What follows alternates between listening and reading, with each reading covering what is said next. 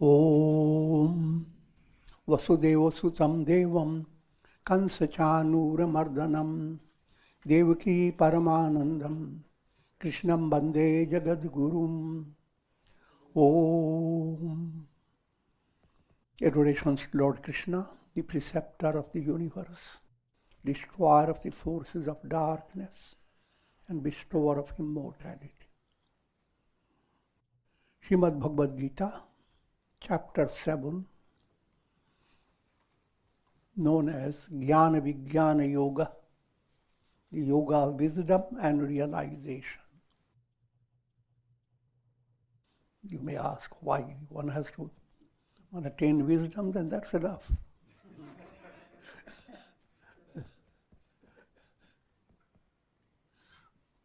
But in this context, wisdom means your intellect has grasped what the goal is. But intellectual grasp does not confer you liberation. Intellectual grasp keeps you distant.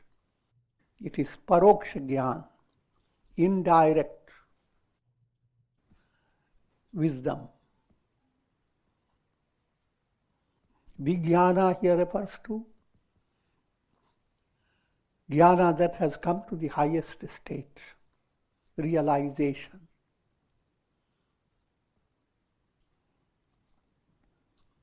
Devi yesha gunamayi mama maya duratyaya mameva ye prapabhyante mayametam tarantite.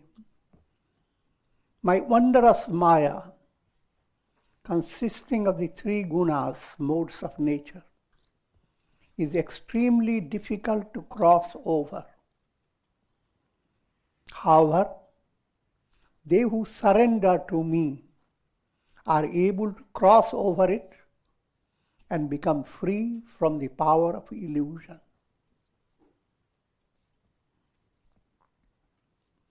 Profound insight is given in a very condensed manner. First, wondrous Maya. When you dream, you have lost your usual identity. And you are involved in a world where neither you are real, the subject, nor the world is real, nor the project is real. And yet you go through all experiences of gain, loss, pleasure, pain, adversity, prosperity. So all this while you are experiencing, this is the result of wondrous Maya. Because same thing applies in practical world. Because all the world you are experiencing is through your iPad. That's your brain and nervous system. Intricate mechanism. And only through this little pulsations in different centers of the brain and energy flowing in your nervous system, that brings out the experience of a whole drama of past, present, future. A world where you think of countless births and deaths. Every soul is described to have gone through countless embodiments. And if you don't attain liberation, then there are countless embodiments who wait. But all this is confined to your iPad. And that's bad.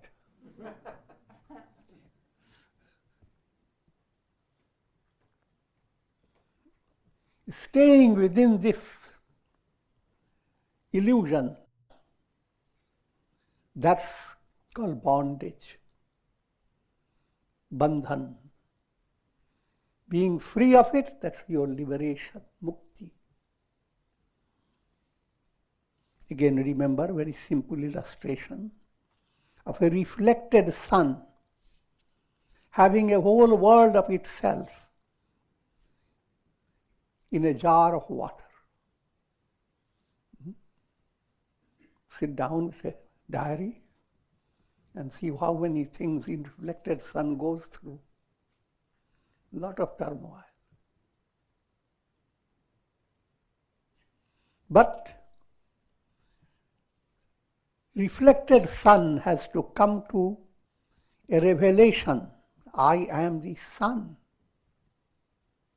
So even while reflected sun may exist, you have attained liberation because you are no longer identified with your limited embodiment. But that's a very profound stage, and here we go through some details. How to become free from the delusion created by Maya. Mameva ye prapadyante. Whoever surrenders to me. Word surrender. He is able to cross over this Maya and become free from the power of illusion. Again, let me remind you that real spiritual progress is an integral progress.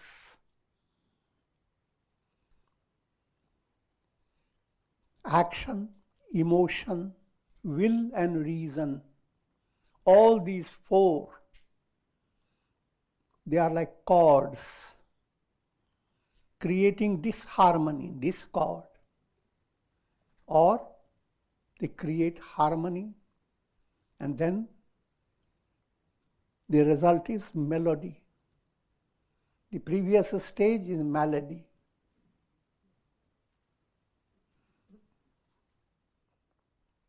So when you have integrated yourself,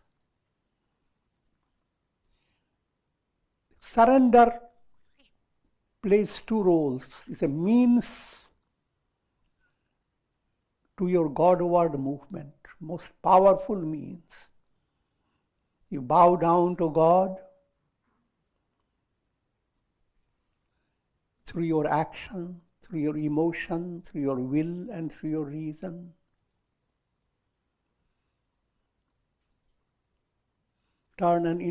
Create an integral movement.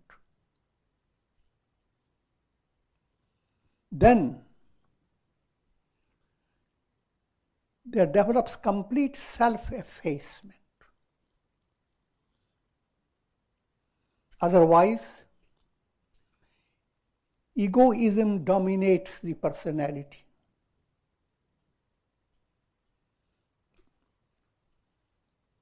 Rajasic, tamasic ego keeps one deluded in this world process. Sattvic ego,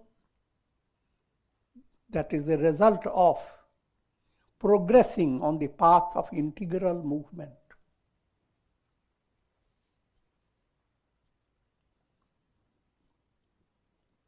And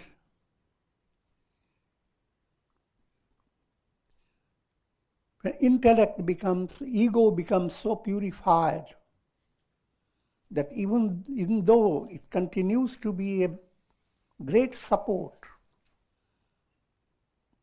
the strength of ego support never goes away. But it is not obstructing your view. You are just like having a support that is transparent crystal. It's very strong and you hold it and completely supported by it. But you are looking through the crystal and nothing is being obstructed. That's the picture of self-effacement. And it is a progressive movement. And this whole movement is called Sharanagati. Your movement where you are taking refuge in God. You are constantly moving towards the goal of being supported by the real support. That's God Himself.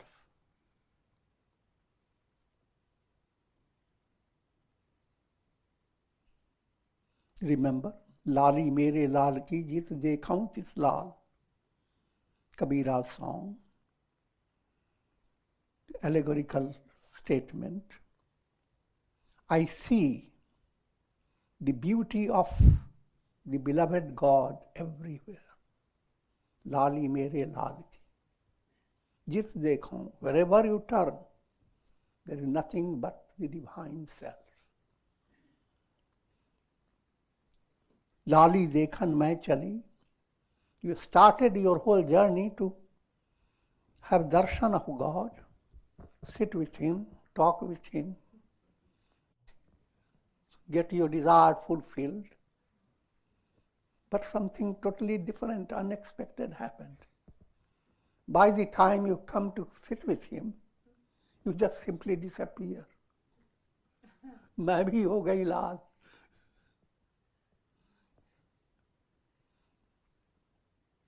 Your I has become Krishna's I. God's I am that. So that I, from little I am, you have come to the real I am. That whole movement is Sharanagati movement. You are constantly coming closer and taking the load of your egoism lesser and lesser. So, whoever is able to come to this state of surrendering oneself to God, Maya will not affect the person.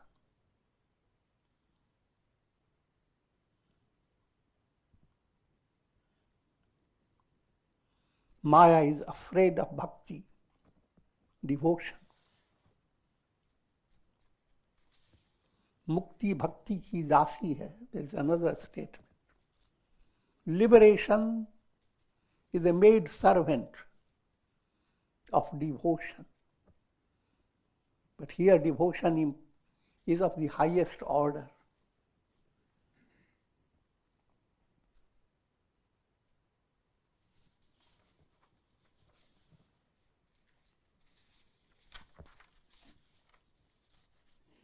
Namam duskritino mudha prapadyante naradhama mayaya paritagnyana asuram bhavanashrita.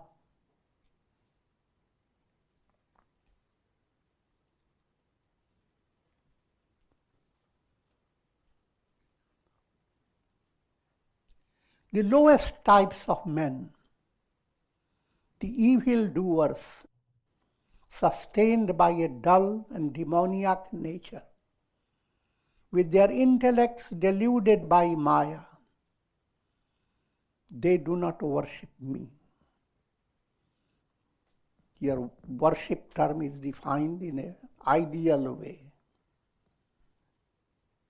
Really worshipping, yes, you start any type of worship with any limitation. But you come to the real experience when your worship brings about self-effacement.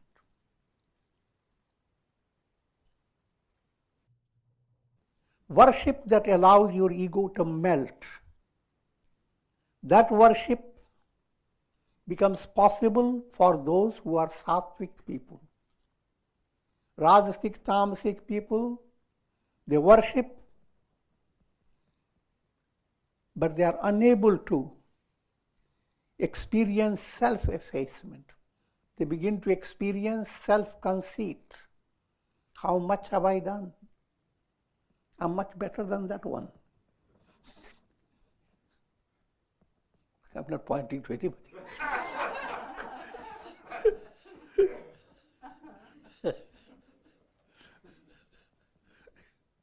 So that type of a sense of comparison arises within your mind, that how much you have achieved and how little people are who have not achieved. So that type of mind continues. Now, various terms are used for those who continue to be under the grip of deluded ego, and they are unable to get beyond your rajasic, tamasic egoism.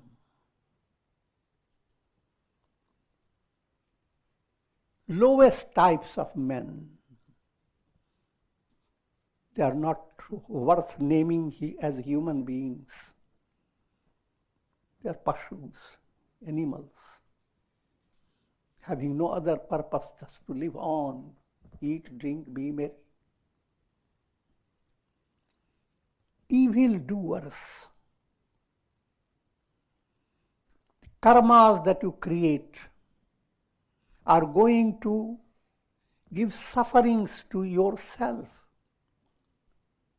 So you are doing evil to your own self. And naturally, by not being good, you are unable to do good to others. Then how does your mind get entertained? By anger, kama, krodha, lust, anger, greed, delusion, deluded mind, pride, jealousy. All these impurities, they begin to develop more and more, and your sadhana does not remove them. Sadhana simply modifies them, doesn't sublimate them.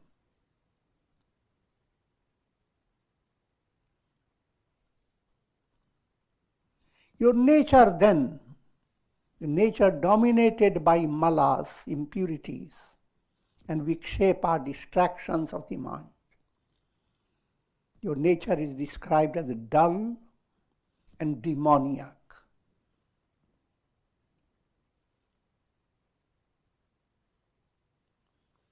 With their intellects deluded by Maya, when you are in this state, your worship is mostly superficial.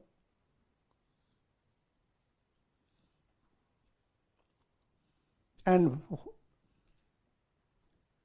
the purpose behind your worship is to maintain your miserable status of being trapped by the cycle of birth and death.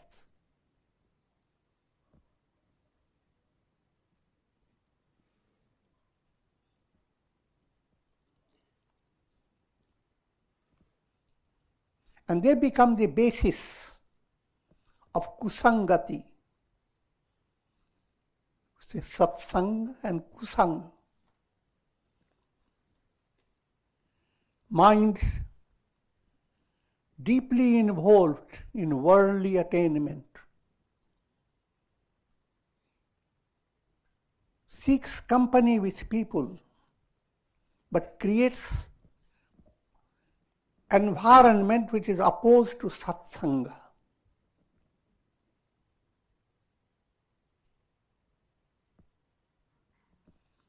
And that is a path leading to destruction. That's again allegorical. Nobody is actually destroyed. Ko na kusangati pai nasai. saintly statement. Who is there who is not destroyed by kusangati, wrong association? 16th verse, chapter 7. Chaturvidha bhajante mam jana sukritino Arjuna arto jigyasur jnani cha bharatarshava. O best of the Bharatas, there are 4 types of virtuous men who worship me. And who are they? Arta, the distressed. Jigyasu, seekers of knowledge. Artharthi,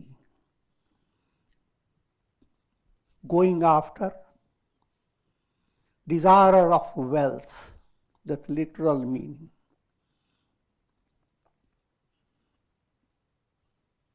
And Jnani, the enlightened. Let me first, this very important verse. And while studying it, you are being given all separate, as if there is a sequence in it. In practice, you move in all these 4 directions. 4th is the climax. First one is artha.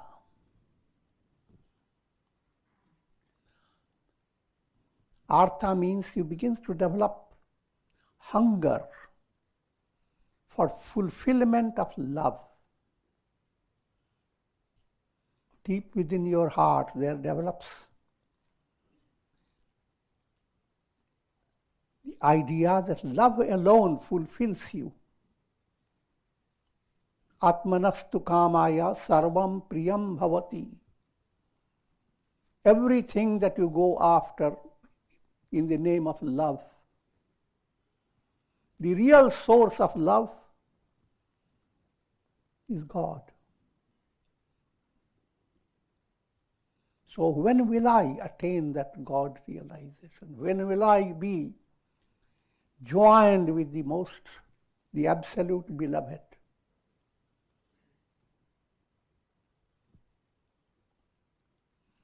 And that comes to a state that what you are seeking, nowhere you can find it. No one can give you.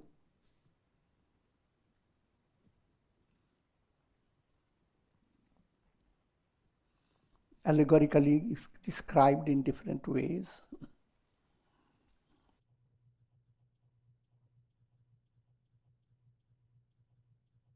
The story of Gajendra. The elephant goes into the ocean to drink water, but grabbed by crocodile. Now the elephant doesn't know where to turn to. Did everything possible, but ultimately turns to God. That type of turning to God as if there is no other help but God alone, if that sense has entered, the real help. Now, whenever we talk of these advanced things, it doesn't mean practical realities are to be ignored. Practical realities continue. But when you receive support from people around you, the support is coming from God. God is the only support. Nowhere you can turn to.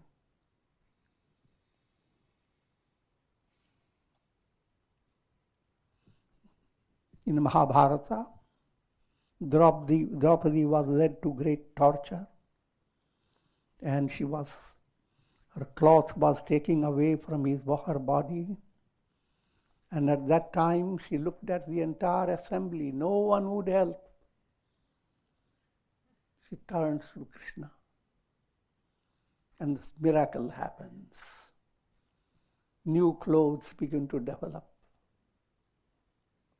So that these are the illustrations of Artha Bhakti.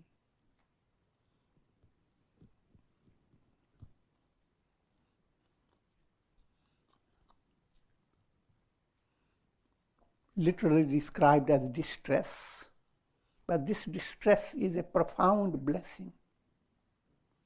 You have been distressed because you didn't take tea.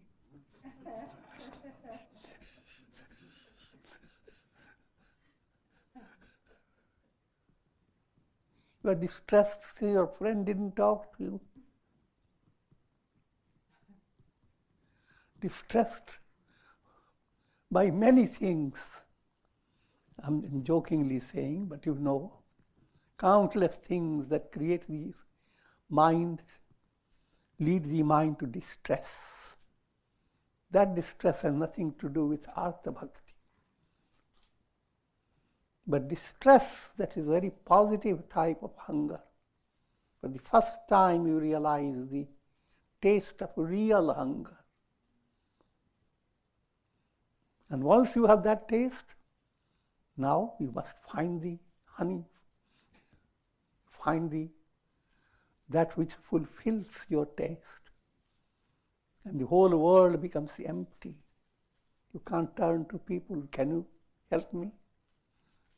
Nothing. Then in that type of movement is called Artha Bhakti.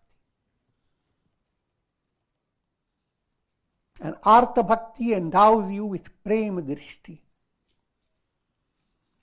Look at people and any loving radiation coming from people, you recognize is coming from God.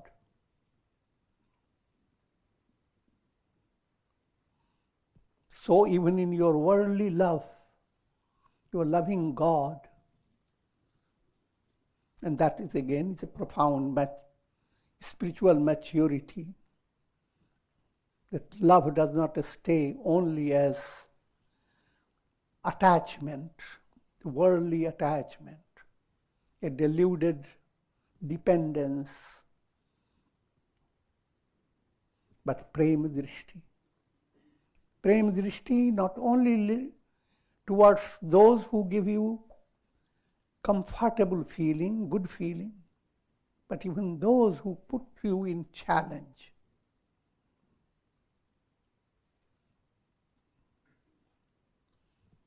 And I'm not going to detail too much, but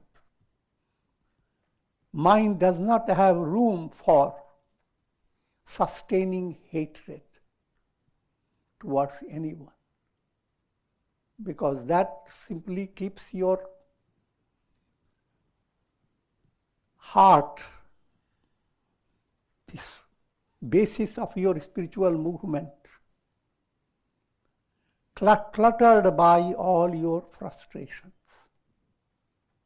If the heart is cluttered with all this, how can you find the divine presence expressing through your heart? So, you do not hold back to negative views of your mind, your frustrations, your concept of good and evil, and so forth.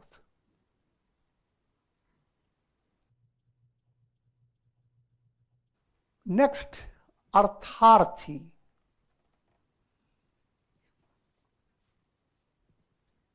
Your mind comes to a state of purity, and you begin to understand your life is a grand opportunity.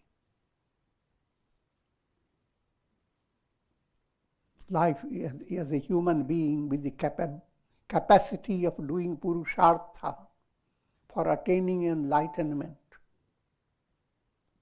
Now, since you have been given such a grand opportunity, are you taking advantage of it? Purposeless living versus purposeful living.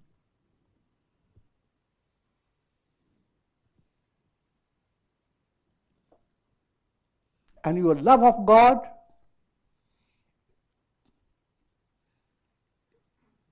becomes your source of making your life purposeful. So that type of loving God that makes your life purposeful, not purposeless.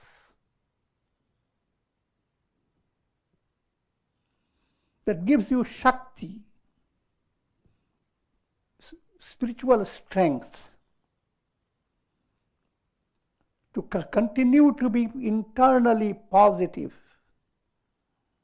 with profound faith that you are not lost no matter how things happen.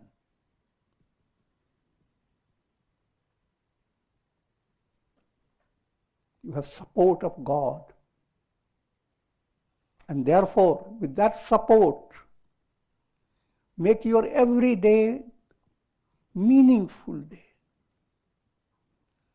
purposeful life, life in which you are experiencing integral progress of yoga. And in that process, adversity is not a negative factor. Adversity and prosperity, both are to be utilized for your spiritual advancement.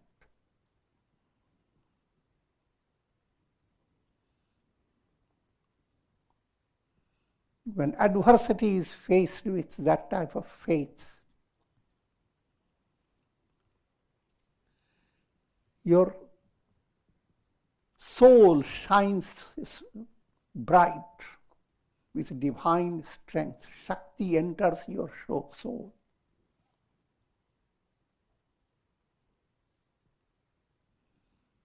Now the vision you attain, called Shreya Drishti. The first one was Prema Drishti, now Shreya Drishti. Shreya. Am I following the path that's good, blessed, or am I just going after Preya? All that mind goes after according to its fancy. Are you living your life led by the fancies of your mind? Or are you being led by a spiritual support behind your mind? So that type of bhakti, may God direct my intellect, my will towards making the life meaningful, purposeful.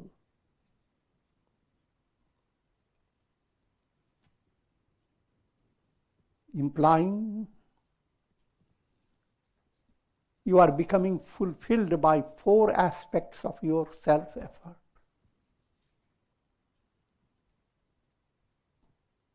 Dharma, Artha, Kama, and Moksha. You are living your life backed up by Dharma. How much Dharma you are pursuing, that becomes your internal focus. No matter how things are, am I following the path of Dharma? And how much am I drawing the lessons of life? How much meaning you are putting to your life? That's Artha. And in that, all your Kama, vital value of life, desires for various things. Now the desire process changes. You desire for increasing advancement your desire begins to move towards spiritual aspiration.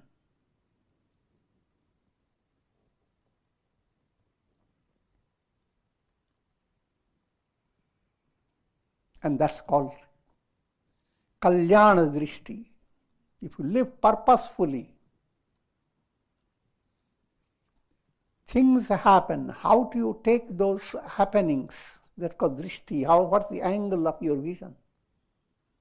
Your angle is, all this is leading you, Satyam, Shivam, Sundaram.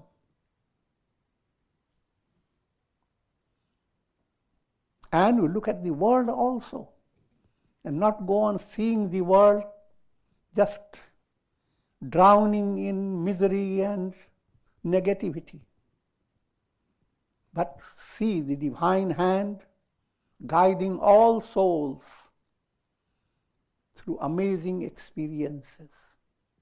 And even where body is lost, the soul's progress has not stopped. So you do not view loss of body, etc., as a very tragic and most miserable, because that way you have no remedy for the troubles of the world process.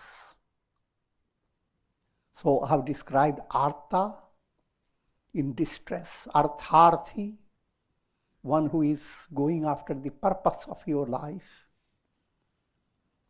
Jignasu, third state of bhakta, devotee who is deeply involved in understanding who am I.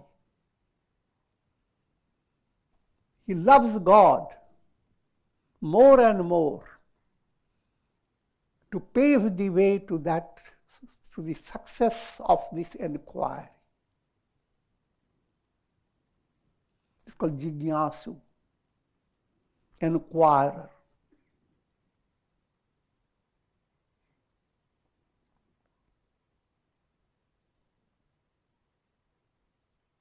And this inquiry movement is the one that gives you Kalyana Drishti. All this Brahman is the reality behind all. How am I to realize it? What type of mental process that's implied in being jignasu? Always your eyes are open, your ears alert for getting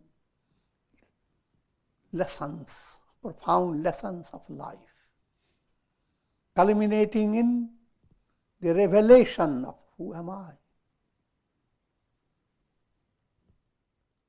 And this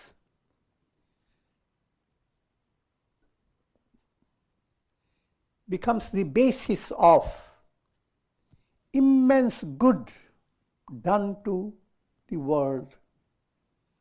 Kalyana Drishti. You move towards understanding who am I. And in that process, you begin to see that I expresses in all the trees, in all the blossoms, the vast sky, the breeze, and all the happenings have behind them a purpose to lead the soul to divine realization. You do not allow your mind to hold on to any negativity.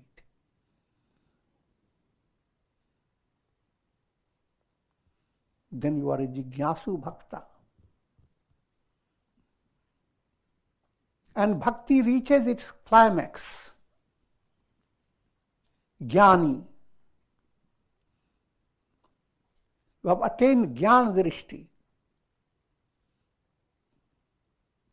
You are dreaming and you come to a state of realizing all this is illusion.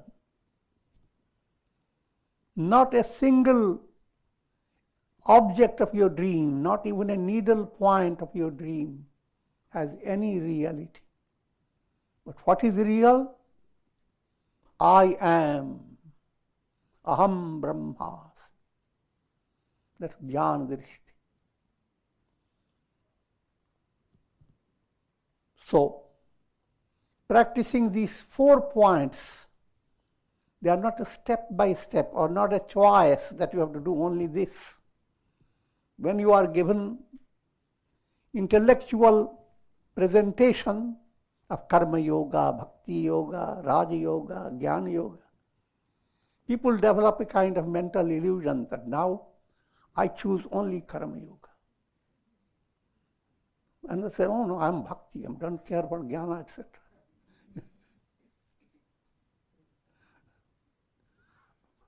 All the 4 are always together.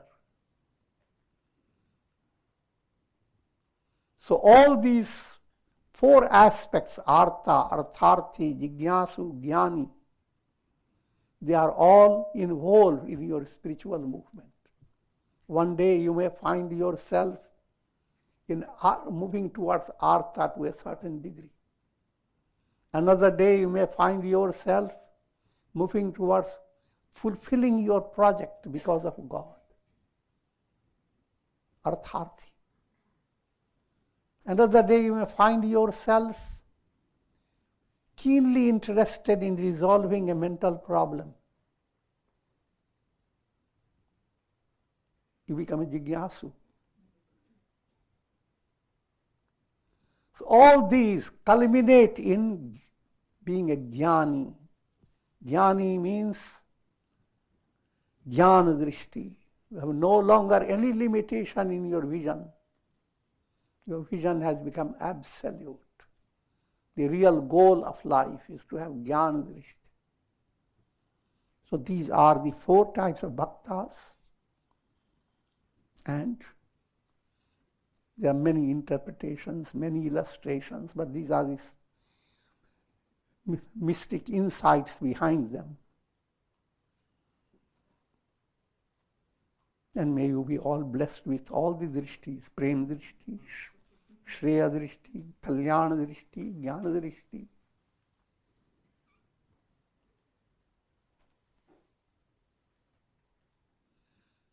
And the entire srishti becomes like an expression of a spring season. Basantavat lok hire speranta. So this jnani state is para bhakti. Bhakti has reached its climax. And this whole movement is immensely uplifting for the entire world. That's the spirit behind all religions. And with this I'm going to conclude. Om. And my prayers, that the Karunamaya Ras of God, divine grace, may shower the divine compassion, and may all souls be led to 3 great blessings: Shakti, strength; Bhakti, divine love, devotion; Mukti, liberation. Shakti, Bhakti, Mukti. Om Trayambakam Yajamahe Sugandhim Pushti Vardhanam Urvarukmuva Bandhanan Mrityor Mukshiyama Mritat. Om Sarve Bhavantu Sukhina Sarve Santu Niramaya Sarve Bhadrani Pashyantu Ma Kashchid Dukha Bhag Bhavet. Om Shanti Shanti Shanti. Hari Om Tat Sat.